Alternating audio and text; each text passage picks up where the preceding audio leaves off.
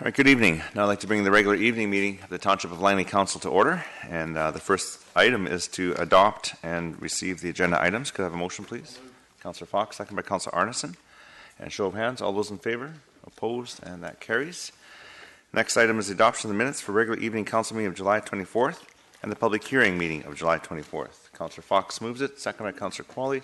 Any errors or omissions? And seeing none, all those in favor? Opposed and carried. We have no presentations, but we have one delegation, and that's Ms. Emmy Skates from the Gateway of Hope. If you please come to the podium, I'll turn your mic on, and you have 5 minutes to present. And if you just, please, just your name and okay. A little background first, and then I'll start the timer after you're done with that. Great. Thanks. Good evening, everyone. Mayor Froese, City Councillors, Township of Langley staff, and fellow attendees. My name is Emmy Skates, and I am the Executive Director at the Salvation Army Gateway of Hope. I am joined today by Cameron Eggy, who is the Operations Manager at Gateway of Hope. I have served as Executive Director for the past year, and during this time I have been meeting with our partners to provide updates and accountability on their generous contribution to Gateway of Hope. I would like to give a brief report on how the partnership of the Township of Langley has made an impact in our community. In 2009, the Township of Langley committed $1 million over a 10-year period to Gateway of Hope. Since then, your financial commitment has assisted many individuals residing in the Township of Langley, particularly through our Family Services Department. Our Family Services Department has been responsible for providing back-to-school supplies to children from low-income families, sending children to summer camp, providing Christmas food hampers to individuals who are single, couples without children, and seniors. We also assist individuals in filing their income taxes, and we provide 1 meal a day to anyone in need.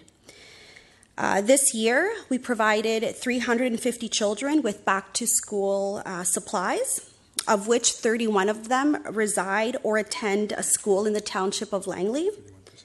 31% of the 350 children.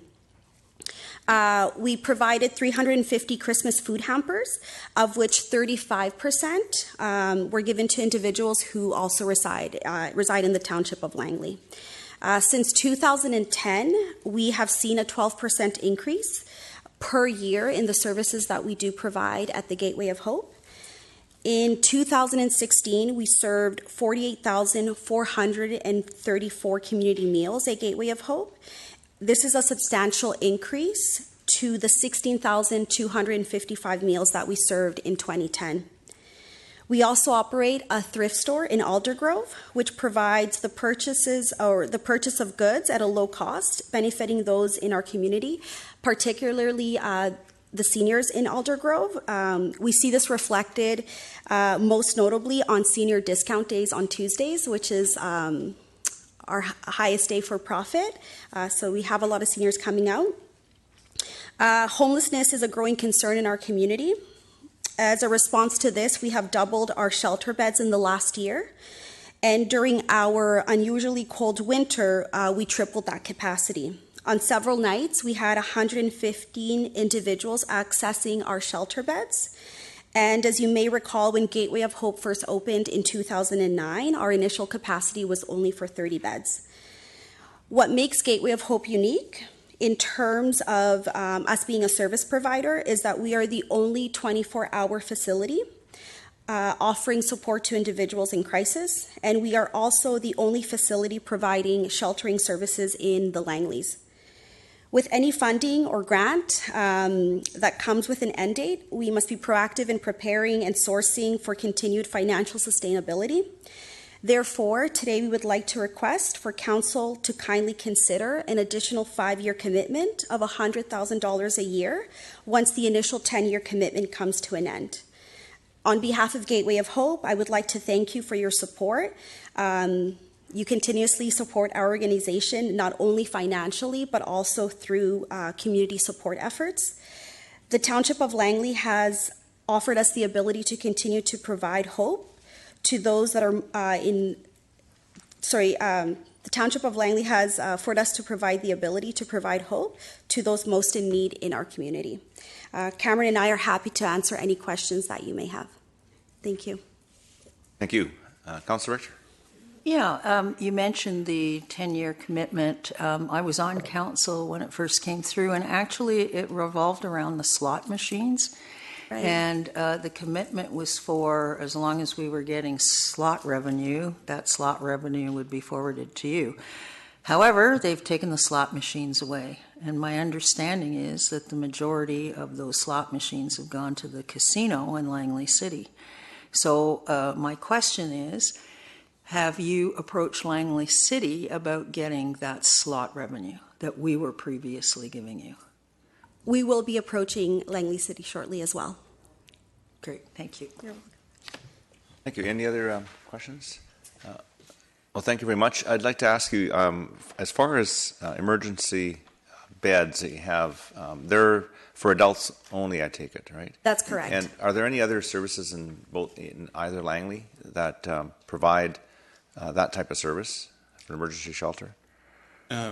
We provide a service to anyone, primarily 19 and above. If we do have a child that comes to the facility, we can accommodate them until appropriate measures are taken.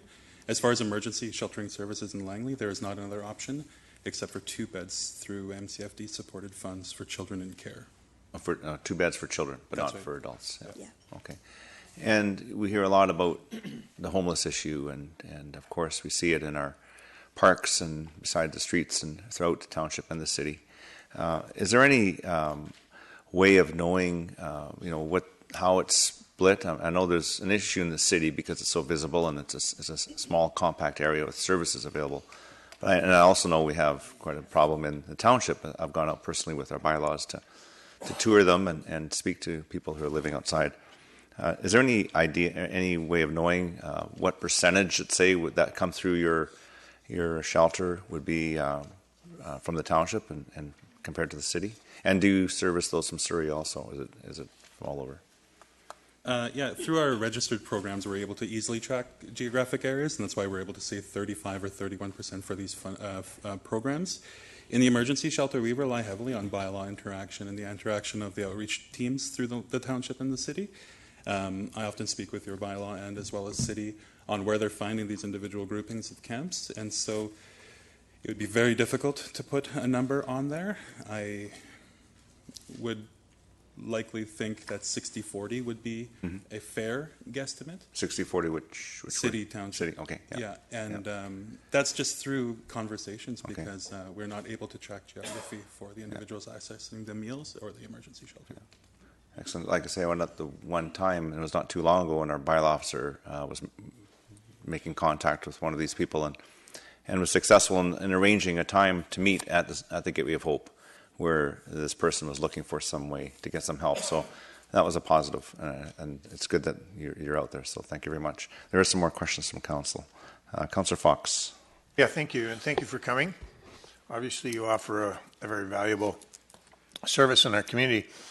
I just wanted to ask you, one of your major fundraisers, and you're unique in this way, is the Kettle Drive. And how has that been going the last few years? So last year we raised over $174,000. We took a little bit of a hit last year just because of an unusually cold winter. And then the year before that, I believe it was $203,000 that were raised. So we did see the numbers drop a little bit last year, but we're hopeful and weather permitted that those numbers will rise again. One of the things that we do recognize is that we have a lot of support in the community. We've seen this since Gateway of Hope opened in 2009. So we're hoping that this year we start to see the average numbers, which are around that, 175,000 a year. Okay. And I just wanted to ask quickly about the thrift store in Aldergrove. And is that being a successful endeavor? It has been 20% of the profit from our thrift store goes back to our programs at Gateway of Hope. And so out of our overall budget, 20% of that does come from the thrift store. So that's good. And I didn't realize, thank you for the information, senior days are on Tuesday. That's right. I may become a more frequent visitor, or You're my very wife welcome.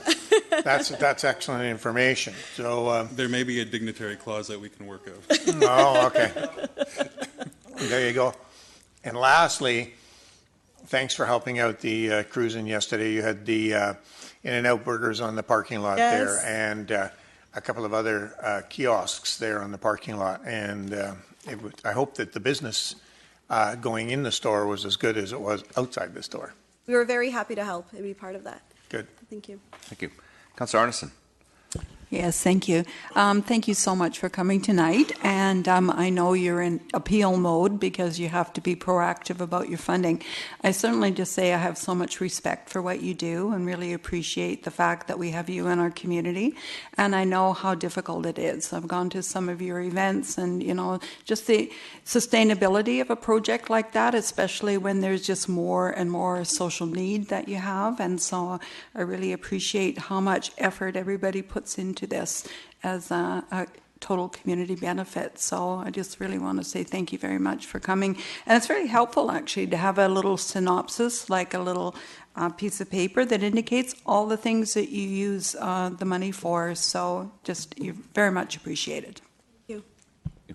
Councillor Whitmarsh. Thank you so much for coming today. It's really great to have you here, and certainly the work that you do is tremendous, and I would certainly encourage anyone who's here in the audience today and those that are watching online to go to the Gateway of Hope and see what happens there. I think until you actually go there and see it, you just have no idea the contribution they're making to our community. My question that I had for you was, on your sheet of paper you provided here, you mentioned that the amount raised by community efforts, and you have $1.4 million there. Is that that is all of the money that you need to raise through the community, through the golf tournament, through other kinds of events, donors and so on, that you need to have to make this sustainable? That's correct.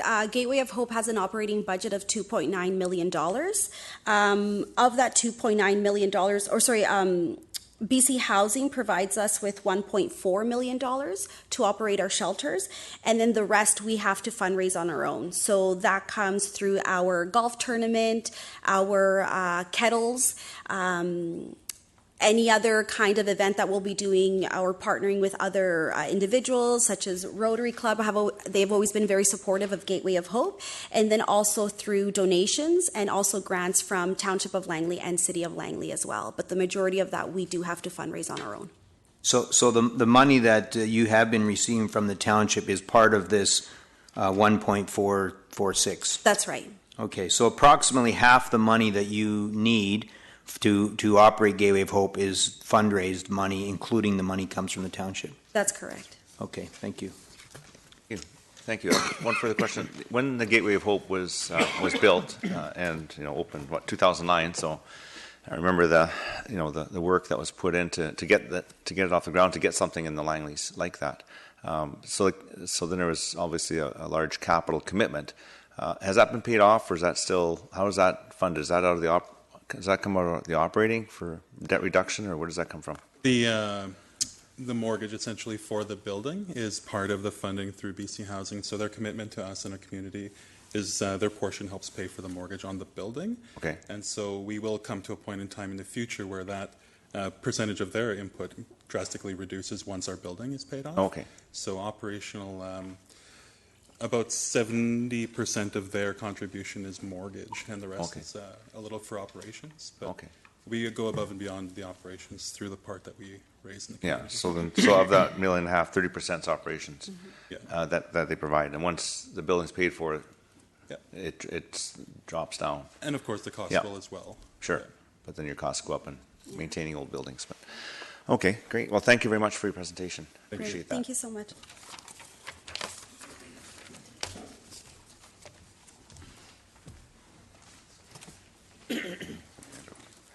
Okay, so now we move on to bylaws for first and second reading. And bylaw F1 is Murrayville Community Plan Amendment and rezoning application 100141, development permit application 100857. And that's in the 4800 block of 221 Street. Bylaw 5310 and bylaw 5311. Could I have a motion, please? Councillor Fox, seconder. Councillor Long. Any discussion on first and second reading? Councillor Fox. Yeah, thank you, Your Worship. And a couple of quick questions here. Actually, if you could go back one or two slides, if you wouldn't mind. Right there.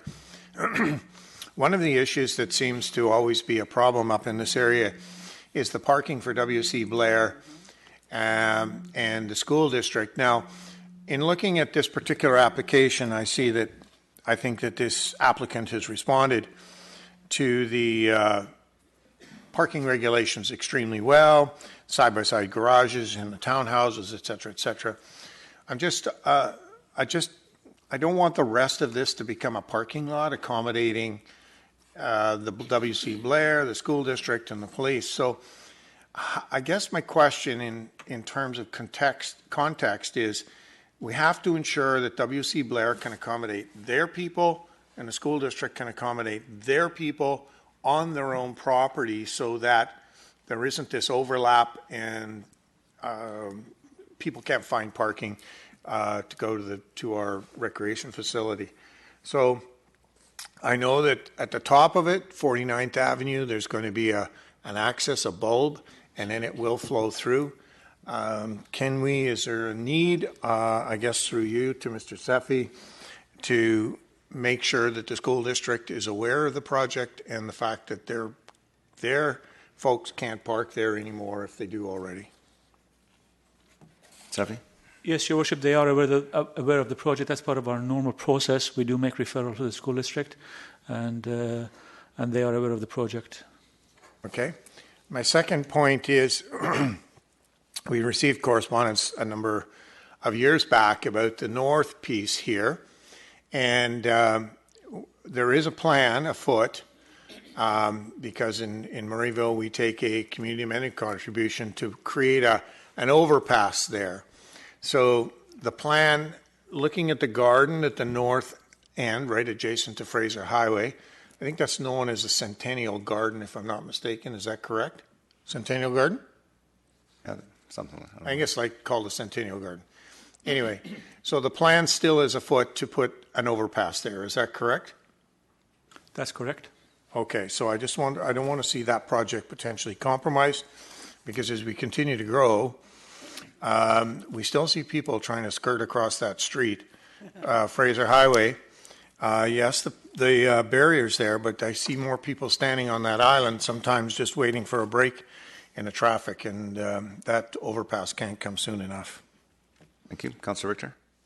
Yeah, I want to echo Councillor Fox's concerns around the parking. Having had the opportunity to spend some time up at LMH this summer with my family,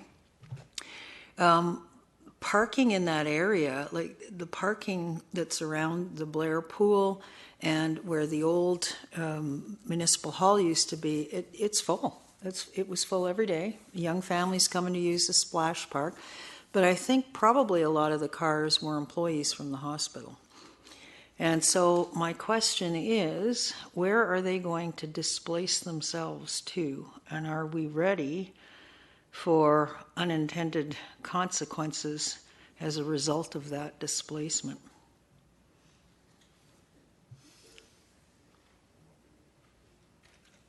Mr. Seffi, are you able to give an opinion on that? Because I don't know if we can have anything. Yeah, Your Worship, I took that as a bit of a rhetorical question. I don't know if I'm correct, Councillor Richter, or not, but the fact is we don't know if there's any displacement, where those people might end up. As Councillor Fox referenced, the developer is providing sufficient parking to meet the zoning bylaw requirements. I do know that the Parks and Recreation Department division is looking at improvements in the existing public playground area in terms of providing additional parking. And I guess what we could do is ensure that parking enforcement continues in terms of not allowing people who may be there for longer than, 2 or 3 hours to park all day if they're actually staff of the Langley Memorial Hospital. We could look at those kinds of measures. There's clearly a parking issue there. As I said, that parking lot was full. And when I went into the pool, there's virtually nobody in the pool. So it's not pool traffic that's generating the parking issue up there. What I'm concerned about is that we're probably going to end up seeing them displace themselves into street parking around there. And that could cause some tensions with the residents that are living on those streets. So I'm just wondering if we're ready for that. Thank you. Councillor Qualley.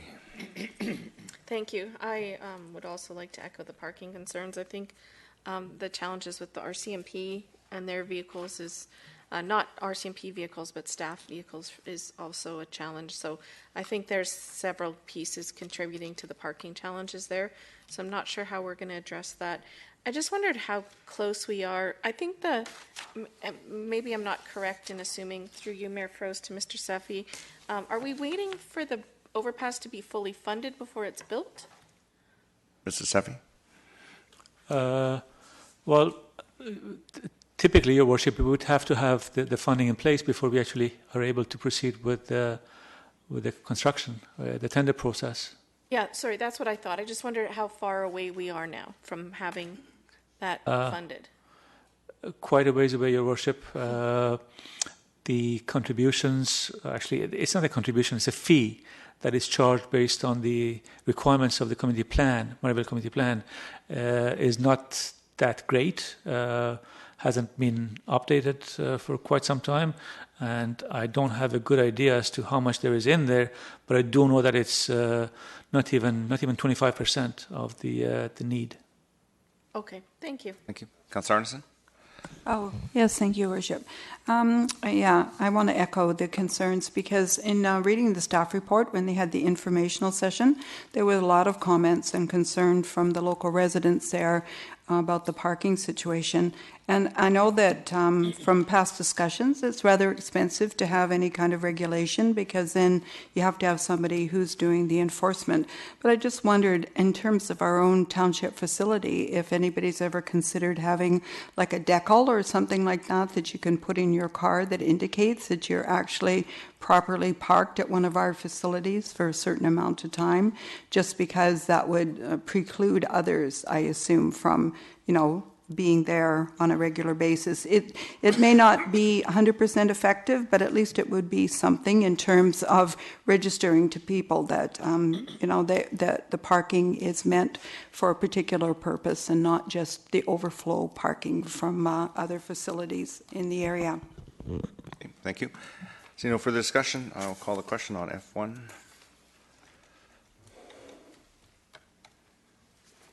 And it carries with Councillor Arneson opposed. Go to F2, and that's rezoning application 100441, Hub Engineering, and it's bylaws 5308, 5309.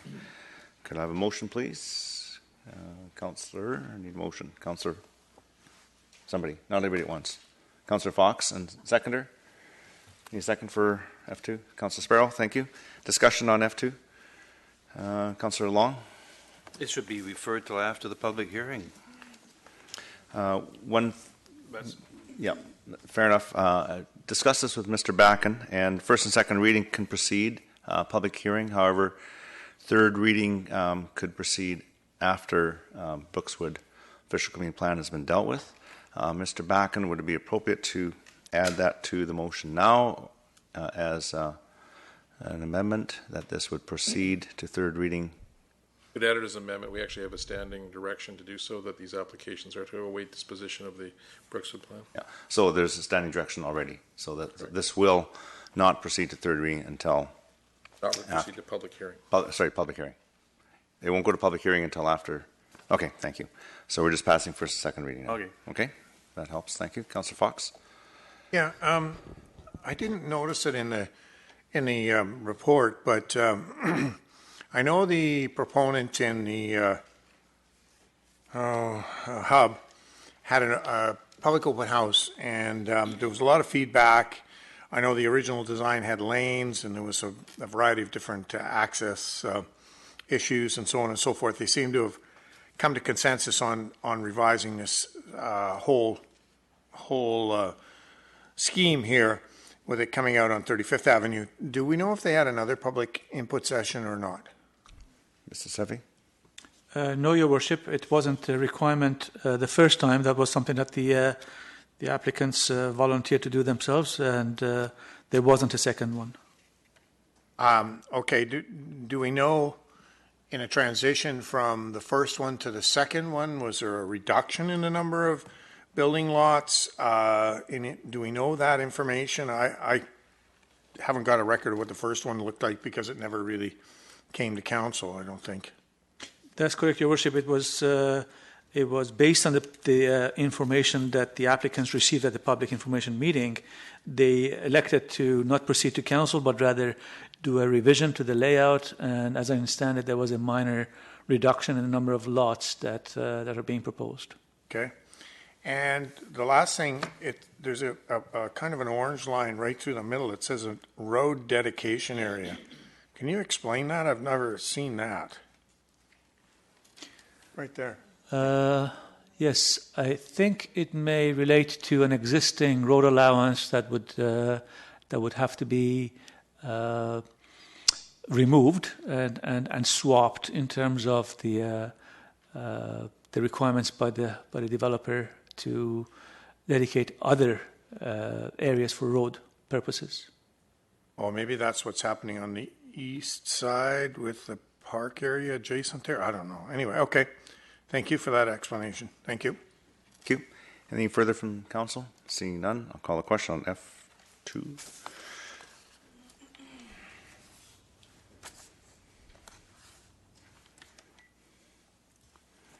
That carries with Councillor Richter, Councillor Arneson, Councillor Davis opposed.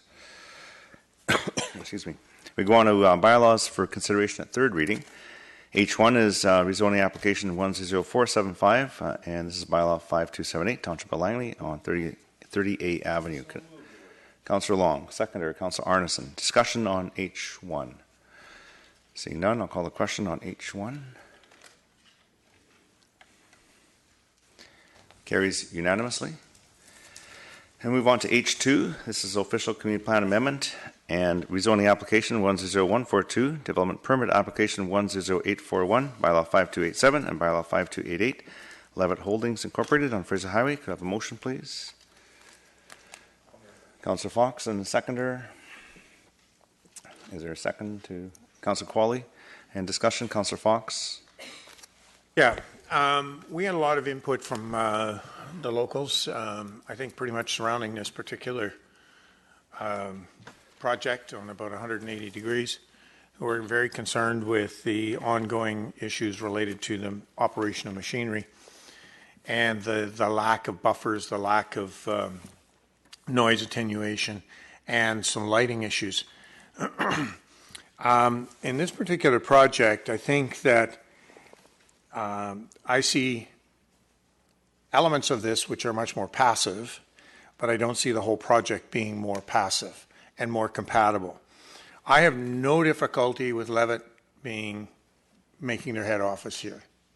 I have no difficulty with Levitt making a training, an academic training center here.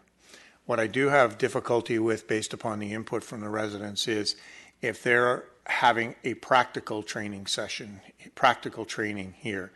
The challenge being that, and this is what was challenging the residents, is the backup beepers, the ongoing machinery noise throughout the day and potentially into the evening. I think this particular project here, if this was to be a head office, and we've seen other organizers put head offices on Fraser Highway, I don't have any difficulty with the visual of the building. I think it's great.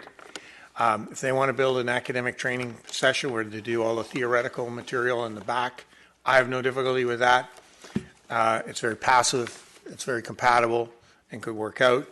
But I think they need to take the more practical piece of operating the various different types of machinery that Levitt does have in their inventory to a light industrial area that where it will only interfere with other businesses of like nature. So I have difficulty with this, and I think that I'd like to see it.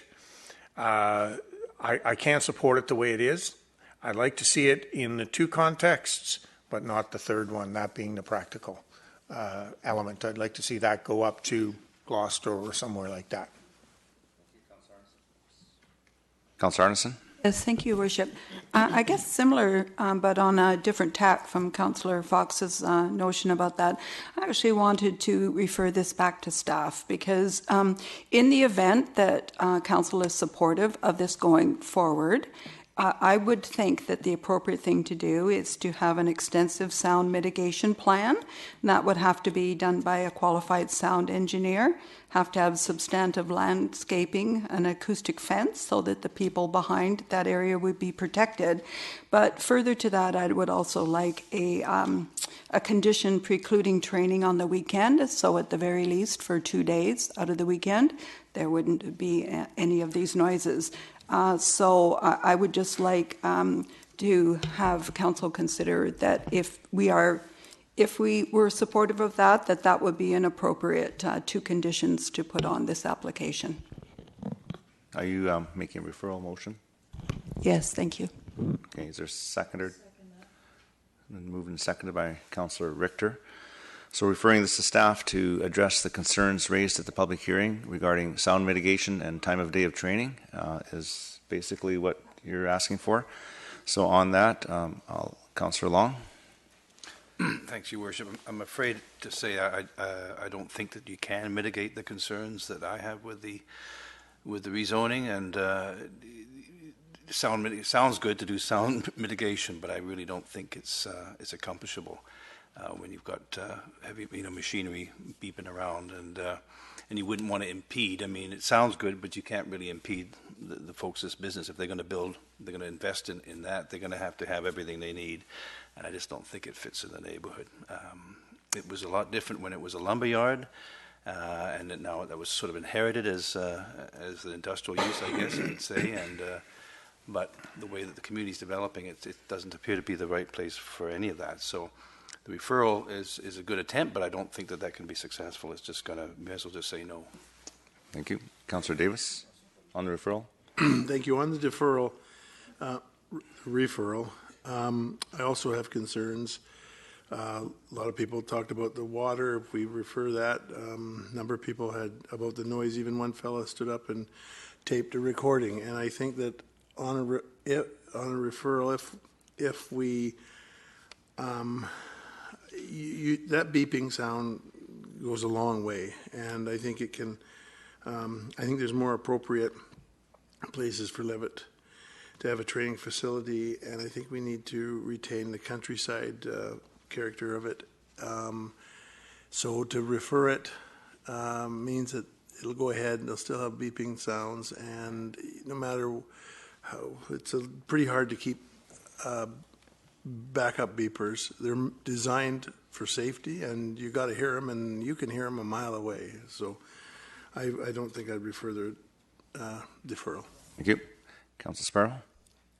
Yeah, I agree with the comments made. I don't know if the referral would be able to address some of the concerns that we've heard. I guess my question to staff maybe in regards to that is this something that we can actually dictate the use of the property? So as Councillor Fox's comments were, could this come back as being something that we can actually require them to have the head office here and indoor training facility, but not to allow the external part of that, or does that go beyond our scope and it's more of a approve this as it is or deny it? Safi?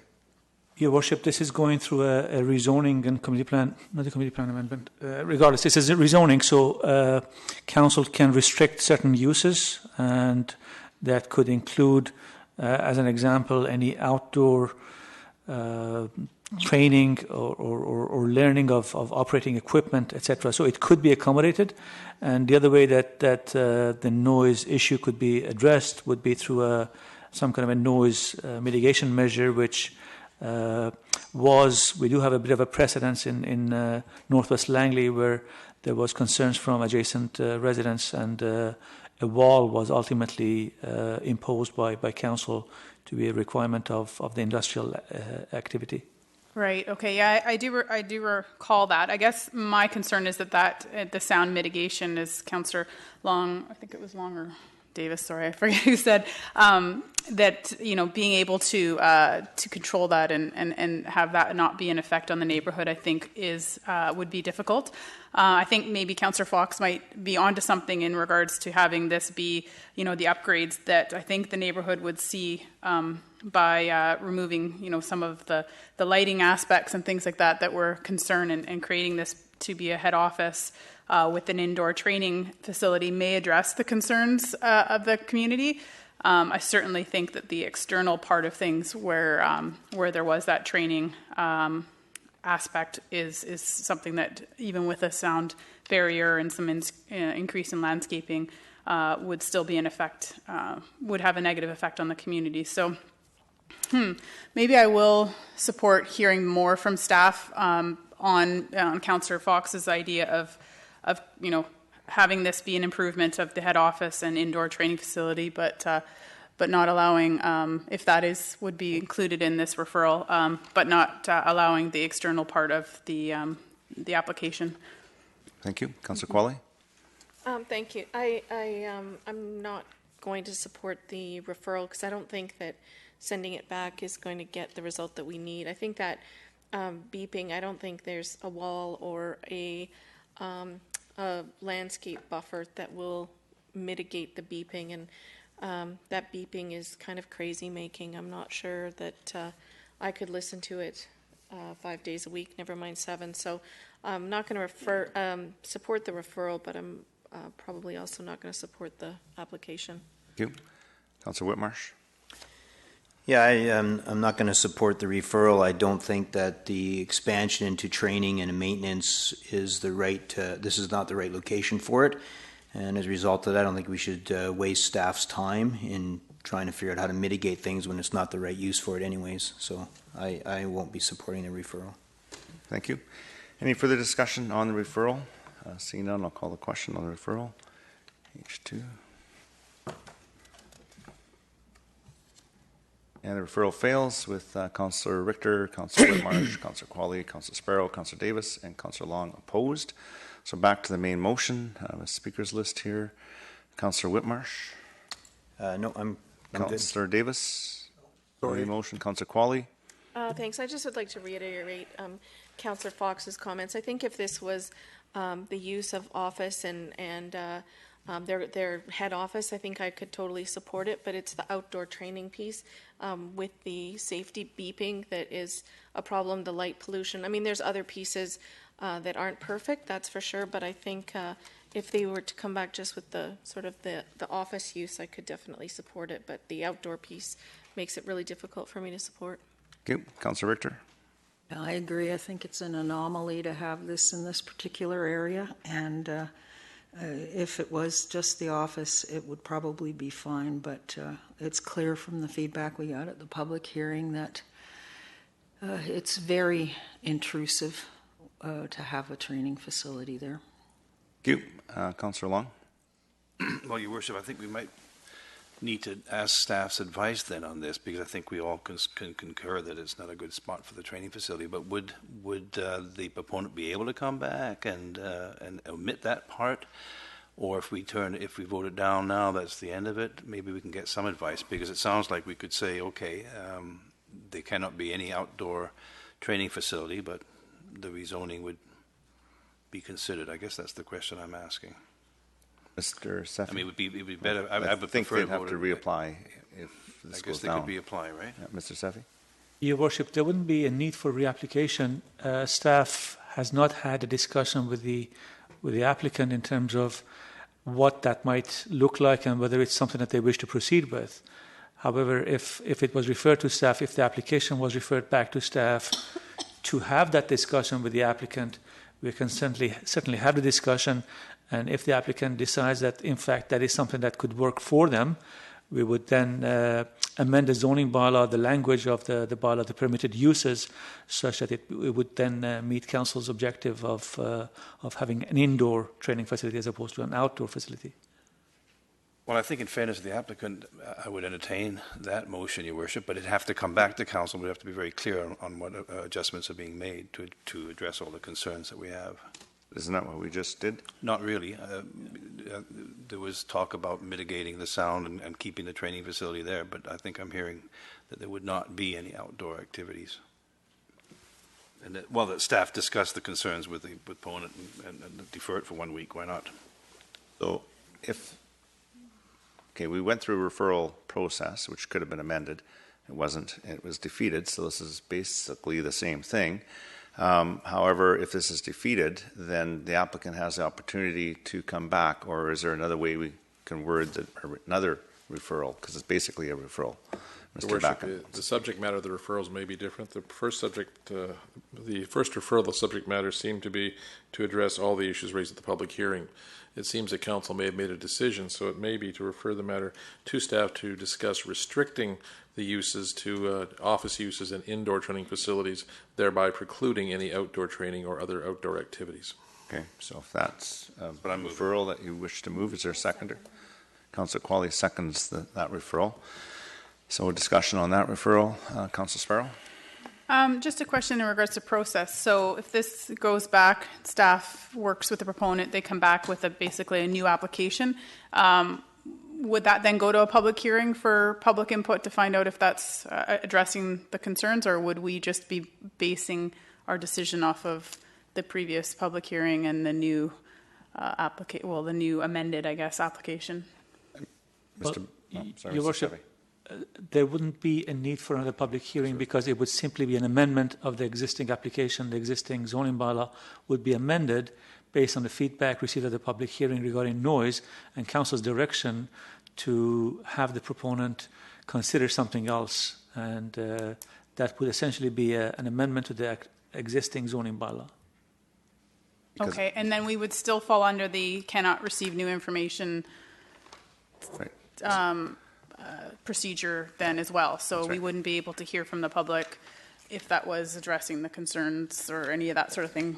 Well, what we heard from the public was the concerns about noise. So we now ask staff to go and work with them, and it's all based on the public hearing. So when it comes back, if council's satisfied that we've addressed those concerns as council's decision, we don't go back to a public hearing. No, yes, I understand. Okay, thank you. Yeah, thanks.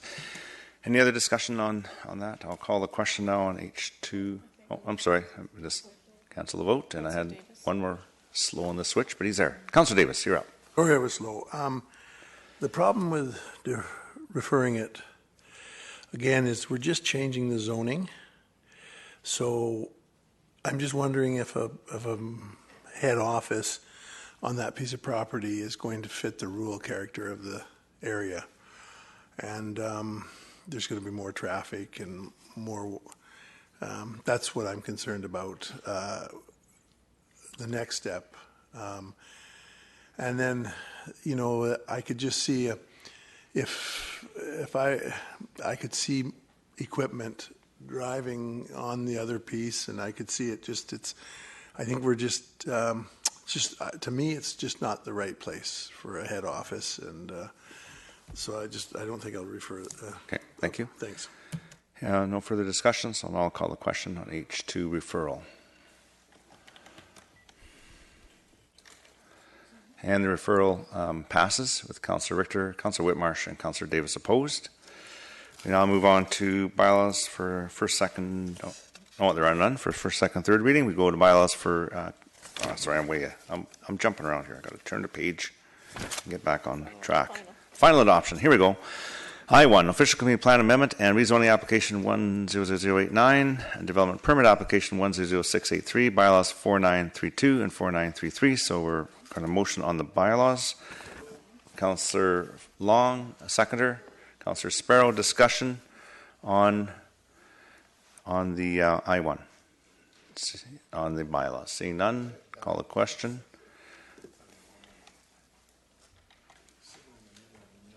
And that carries with Councillor Arneson opposed. And now we need a motion on the development permit. Mr. Backen, is that correct? Councillor, I need a motion. Councillor Qualley, second by Councillor Sparrow, on the development permit. Discussion on that. Seeing none, I'll call the question.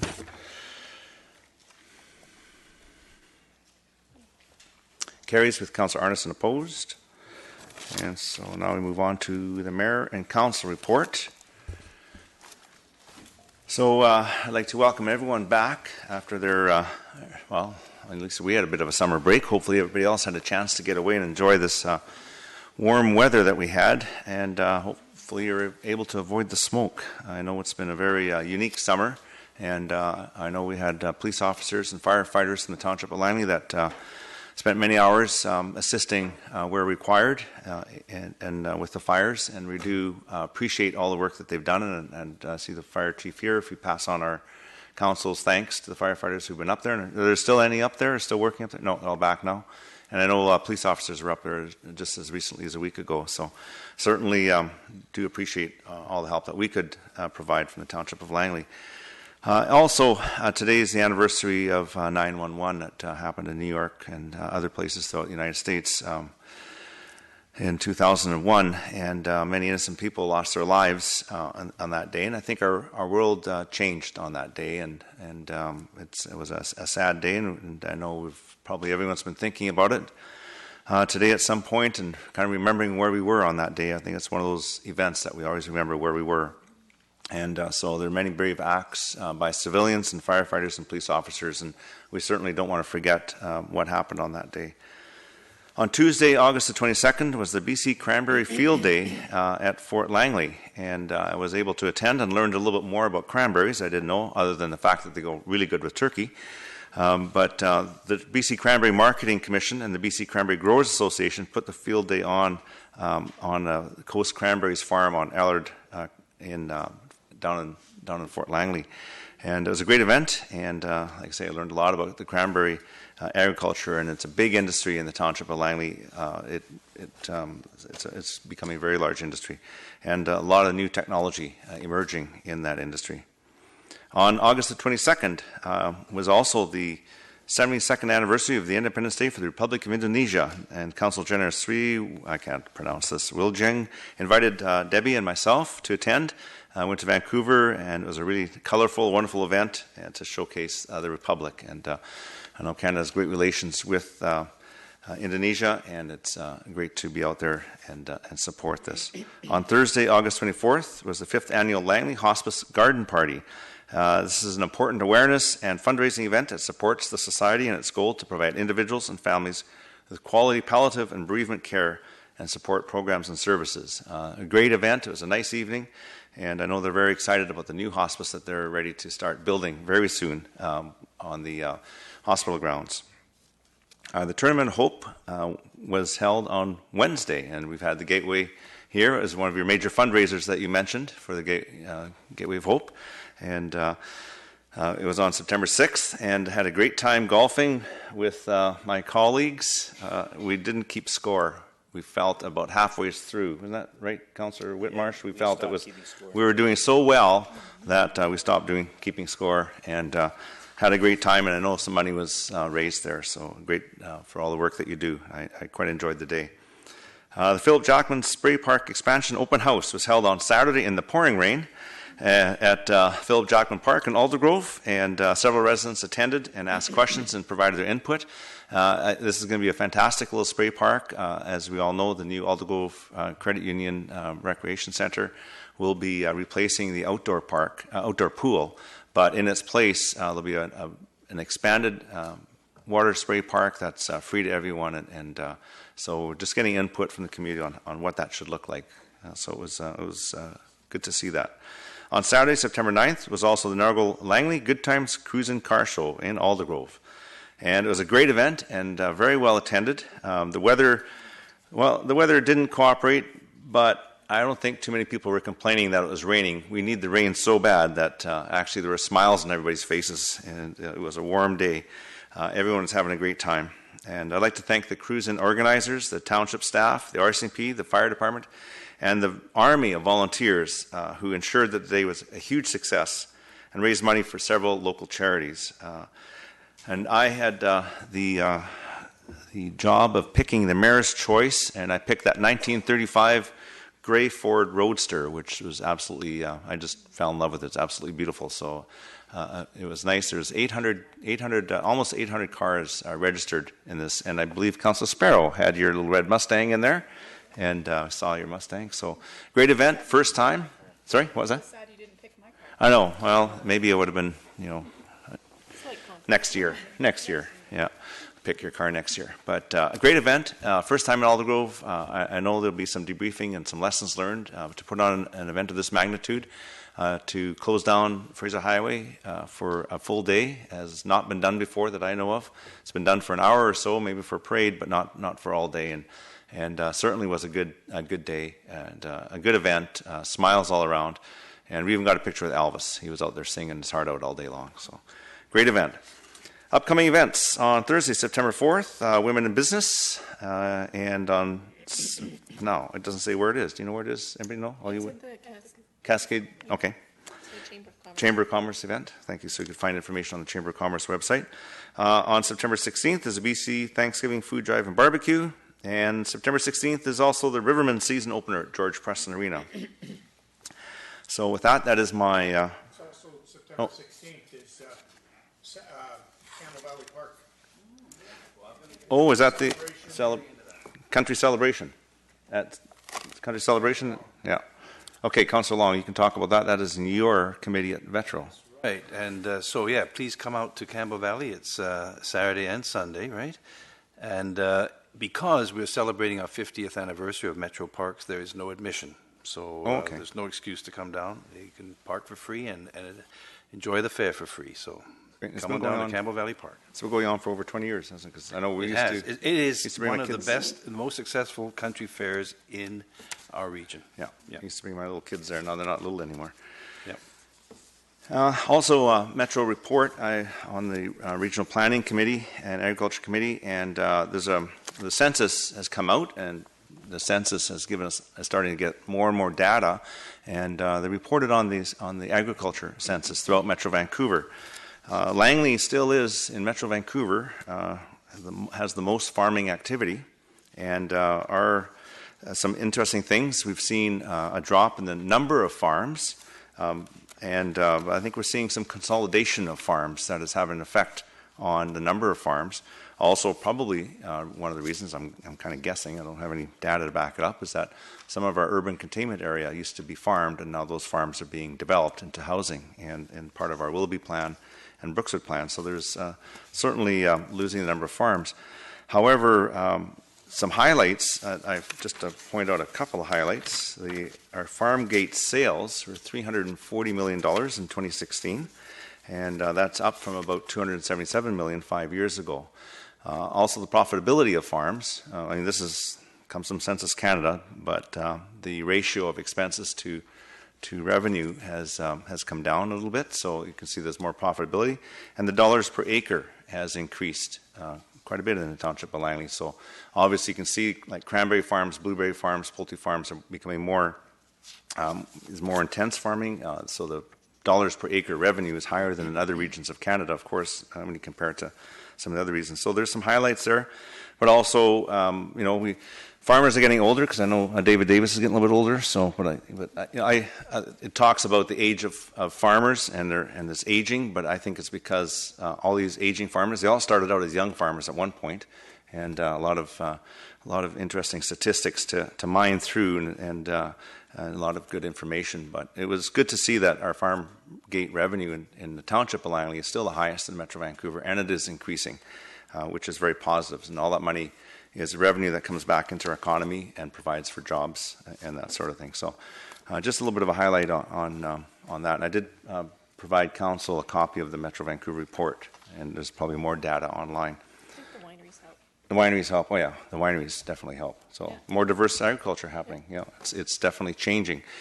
We had a delegation earlier who talked about growing barley, and Councillor Davis remembers years ago they grow barley here, but you can't compete with prairies. The cost of land is too high. But now they're growing barley for a very specific need, and that's for beer production, which is then a value-added crop. So farmers are becoming more diverse and more entrepreneurial. So Councillor Fox, you got something to add? Yeah, I hate to burst your bubble. It wouldn't be you burst it all the time. It's okay. I know. But I just wanted to make reference to, you made reference to this report, and I wanted to make reference, and Miranda, don't take this as an exception, but some of your colleagues did a very poor job of reporting on this, is my opinion. There was a recent article on September 7th, 17, and it stated in the Sun that Langley had the greatest decrease in farmland at 19%. And that is absolutely alternate facts. That is not the case. The local papers would never do that. No, it's fake news. Thanks to Mr. Seffi, I have for everybody's on council's perusal the fact that in reality, since 2006, the amount of land in the ALR in the Township of Langley has gone down 0.1%. Correct, Mr. Seffi? That's correct.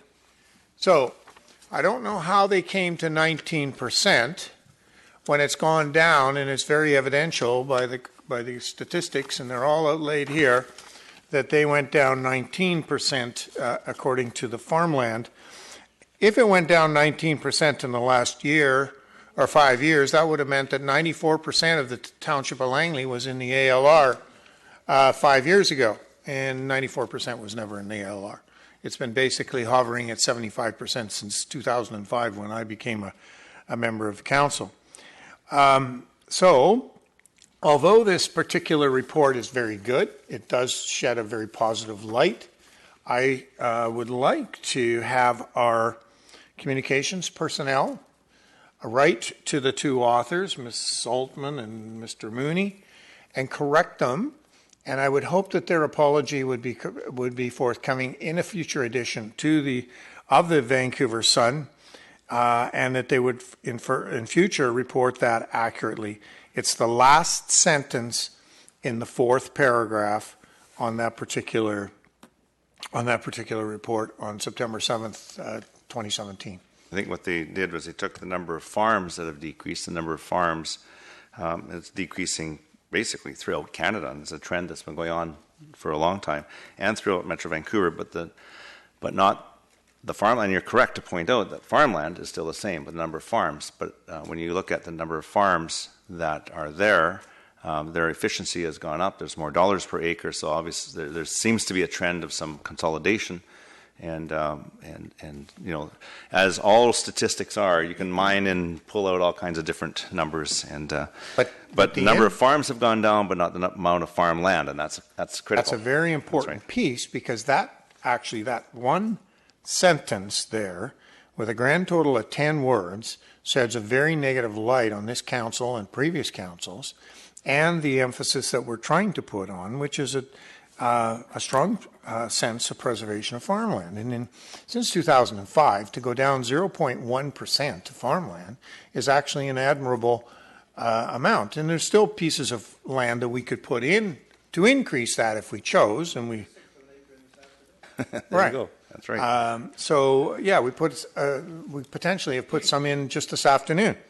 So I would like to maybe, if you could, Mr. Backen, take it.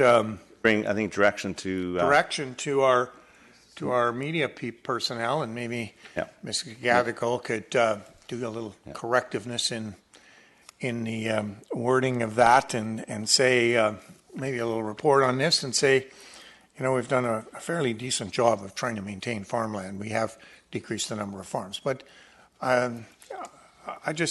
you got to get it right, because a distribution of how many papers across this province and across the world, it doesn't shed a good light on what's happening in this world of farming in the Township of Langley.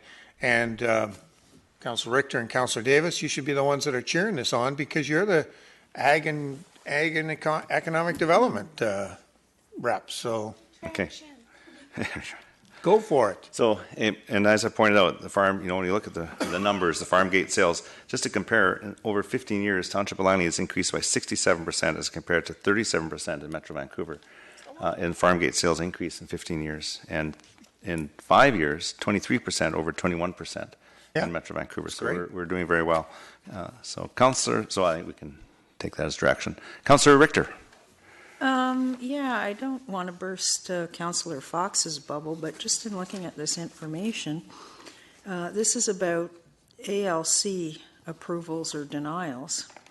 So it wasn't us protecting farmland, it was the ALC protecting farmland.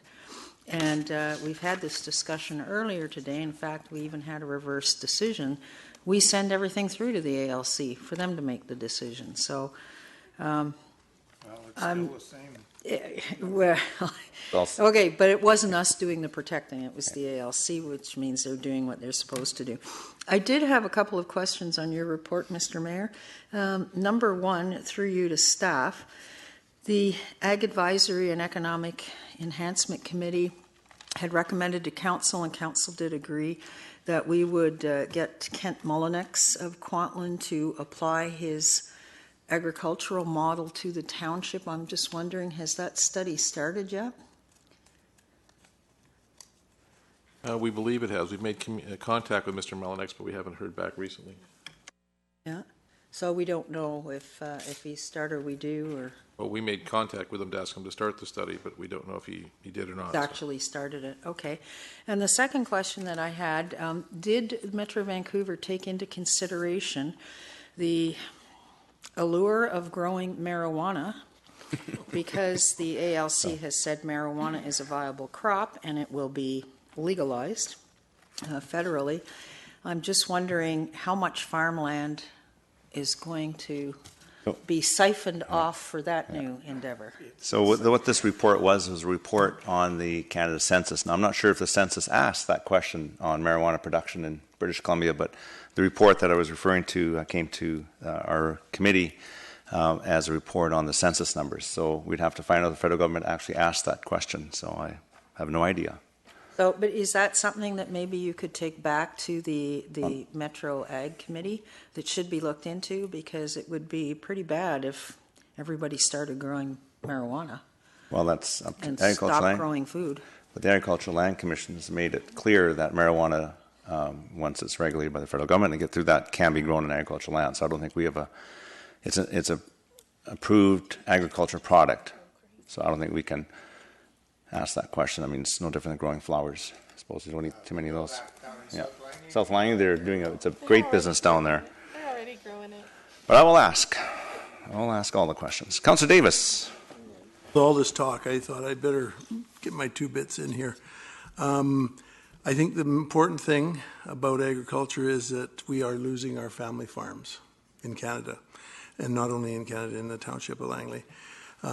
People are getting further and further away from the farm, generations and generations. You don't have to go back very far, in the 50s and 60s, and people were linked right to the farm, or, and as generations move further and further away from the farm, that makes less farmers.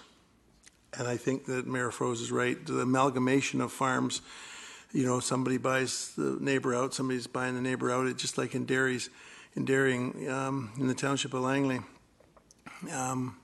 Well, actually in BC, in the 70s, we had 1,800 dairy producers. Now we're down to under 500.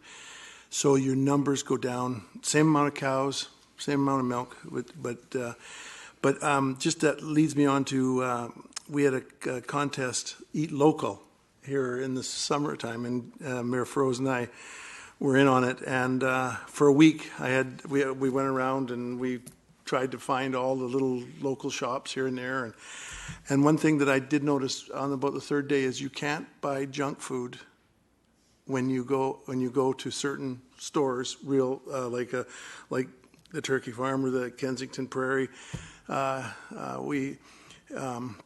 Benetti's. You can't go in there and buy junk food. So when you buy local, generally you're not buying junk, and that's a good thing in itself. What about land yoggers? They're pretty good. Yeah, but anyhow, we found that was very Leps had put it on, and the other thing I just wanted, in conclusion, I had Cindy Savoy I was driving down the street a month or so ago, and I want to just put a quick plug in for the Adopt a Street program, to clean the Adopt a Street program. I was hauling manure, and the King School have adopted our street, and they were hard picking up the garbage all along 216th. So thanks to the King School, the place looks good, and it's obvious that people love their community when they walk the ditches and pick up garbage and clean up our farm. So the front of our farm looks really clean because of the King School. So I just wanted to throw that in there. Hope the tires are clean on your tractor. And his truck. All right. That completes that. So we'll move on to other business. And Councillor Davis, you're back on. You've got a notice of motion. Okay. I won't read I'll leave the first two, whereas, I'll read it. Whereas a special meeting was held on July 11th, 2017 to consider further amendments to the final reading prior to adoption of the draft Brookswood-Fernridge OCP. Whereas by resolution, Council endorsed a new public hearing to consider further public input on the draft OCP. That substantial further clarification and details from the Brookswood-Fernridge Community Association regarding zoning, aquifer protection, cluster development, and other related issues have been developed in the interim, which information would best be considered by amendment as a whole. Therefore, be it resolved that Council receive the attached amendments further to their overall consideration prior to the public hearing tomorrow, September 12th, so that we can read it. Okay. There's seconder by So Councillor Richter and moved by Councillor Davis. And Councillor Richter? Can I speak to it first? Sure. Yes, you can. Councillor Davis, you have the floor. I'm allowed. Yes, you can speak to it first. My reasons for bringing this forward is that I saw Council struggling and getting frustrated with the OCP last meeting, and I am worried we are going right back to where we started. This does not instill confidence in the community, and it is not good governance. Number one, this document as a whole is more clear on the concerns that were brought forward from Brookswood-Fernridge Community Association. It provides more certainty for what the future of Brookswood would look like. Number two, this document allows for flexibility in certain areas. There is still 153 cases where should is still being used in this document, so it's a high-level document and flexible. Number three, this document addresses the concerns of lot sizes, cluster development, tree retention, wildlife habitat, and phasing. There is a stronger language being used where it is appropriate due to the changes in language. And I just want to, if you look at the information that was sent, some of the examples are urban wildlife habitat. It used to be considered, and we'd like to change it to ensure. So why would we consider it when we could ensure the design of existing and new habitat corridors, including greenways, to maximize disturbance of danger to wildlife that may use the corridors? Here's another one, is we've taken out considered and put ensured. Ensure lighting design for development in order to maximize negative impacts on wildlife and nocturnal activities. Why would we have anything different than a positive? Another one here, another example is they've taken out encourage. We put ensure safe and attractive multifamily developments. Why would we have encourage? It should be ensured. Another one, existing significant trees, especially coniferous trees, it used to be should, we need it changed to shall be retained. Why would we give an option? Number five, building over 3 stories in height, it used to be should, step the fourth back 1.5 meters. Why wouldn't we have shall? Make it positive. Anyhow, that is number 3. The Brookswood-Fernridge Community Association has worked really hard on this. They are invested in their community. They live here. They work here. This document is not developer-driven. It is community-driven. Brookswood-Fernridge Community Association have taken all the information from all the open houses, the public hearings, and the general public input. They have gone to staff. Staff has provided their input and have stated that they have no issues with this document. I personally would wonder, without considering this document as a whole, we are going back where we started from. I don't think that we can string Brookswood along any longer. I think we need to look at this document as a whole. Over. Thank you. Councillor Richter. Yes, and just to add some further clarification, it took me a while to understand this, but the black ink is what was in the original 2017 OCP that came to council. The blue ink are the amendments that council made prior to the first vote on this OCP. And the red ink are the additional amendments that the Community Association would like to see added. Is that correct, Councillor Davis? Yeah, so the red is what they're asking us to vote on, to add. And they have also suggested, I think you've got it in here as a whole, and my understanding is they've reached out to most of council over the summer, and they'll be making a request at the public hearing that we adopt this document as a whole, so like an omnibus amendment. But that's not what your motion is saying. You're just saying it's on table in front of us, please read it before we get to the deliberations, right? I think if we had a very difficult time when we were putting all the amendments on. As a whole, this covers a lot of my concerns, and I think that I don't want to see us go back and for lack of, I don't want to see us go back and have a same problem. We need to go forward, and I think that this could narrow it down, because it takes a lot of energy to put on a bunch of motions, whereas this, as a whole, I think that we should consider it. Thank you. Councillor Fox. So, just for clarification, one more time. Therefore, it be resolved that council receive the attached documents. Amendments. Okay, so we're just receiving them at this point in time, and they'll come forth at the public hearing? Well, I would be very... That's what it sounds like, right? Yeah, well, also, yes, yeah. I'm sure that the the Brookswood Fern Ridge is going to bring them forward also. But that's, I don't want to take a chance. I want it. It's a heads up right now. So, It's but a it'll be heads up. coming to the, yeah. And then, but we can also, this will also go to, because it's a document referring to the Brookswood Furniture OCP, this would also go to the public hearing, be part of the public hearing. Input? It'll be part of the public hearing input now that we've received it. Is that correct, Mr. Backen? So now that it's here and we receive it, it's part of the public hearing input. So they can come and present if they wish, or not, we have it. So Yeah. that's what this motion does. That's what I understand. Councillor Sparrow?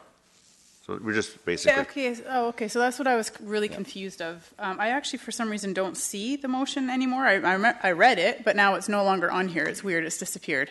Thank you. But that was what I was confused, or what this actual motion is. So, Councillor Davis, you're just providing this information to us on behalf of this organization or the community association? No, or? this is from me. Well, it's from the organization. Yeah, it's So this, you wrote. I'm No. confused. All these changes. You wrote these? No. Councillor Davis is I just accepted those. submitting what... I liked them, and I Yeah. thought I'd get them out front and center. Yeah, so... Okay. So So it's just- this information is going to form part of the public hearing by right. having been sent to us, and so That's the motion that you are is just that we receive this information. Yeah. It's just a little abnormal. It's We've not never kind of normal, done yeah. this sort of thing before when it comes to public hearing submissions. Like, it's been presented or it's been given to all the members of council, but I've not experienced a member of council providing it this way. So I was trying to wrap my head around what we were actually doing here. So we're just receiving it. It's part of the submissions. We're going to take that into consideration, like we will all other items from the public at tomorrow's public hearing. Not the usual process, but it is a process in another way to put this in front of the public hearing. That's all it is. It could have been just submitted to us. Yes. The other way, without this motion, men would still do the same thing. Yeah, still the same Yeah. thing. Okay. I was Okay. trying to wrap my head around it. Thank you. Okay, thanks. Councillor Whitmarsh. Yeah, this is a comprehensive set of changes, and I know that the Brookswood Fern Ridge Association has met with a number of different members of council to walk through these changes, so I think it's helpful to have them in front of us here today. I just encourage members of that association to be here tomorrow to make sure they can speak to it, or to the public hearing, to be able to speak to it and potentially answer some questions related to this document that's here today, being that this document really is coming from the Brookswood Fernridge Association. So I would really hope that a number of them come up front and are willing to speak to this. Thank you. Councilor Richter? Yeah, I just wanted to reiterate, it came around by email to every member of council. I know I got it and read it and spoke with members of the community association. But like I said, I didn't understand all the colors until they explained it to me. And the other thing was that their request, my understanding, is that they're going to, when they present this to us formally in the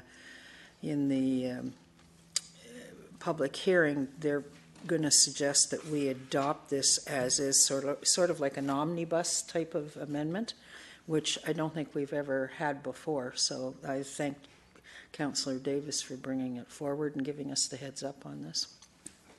Thank you. Any other discussions? Seeing none, I'll call a question for receipt. Yeah, and this is M1.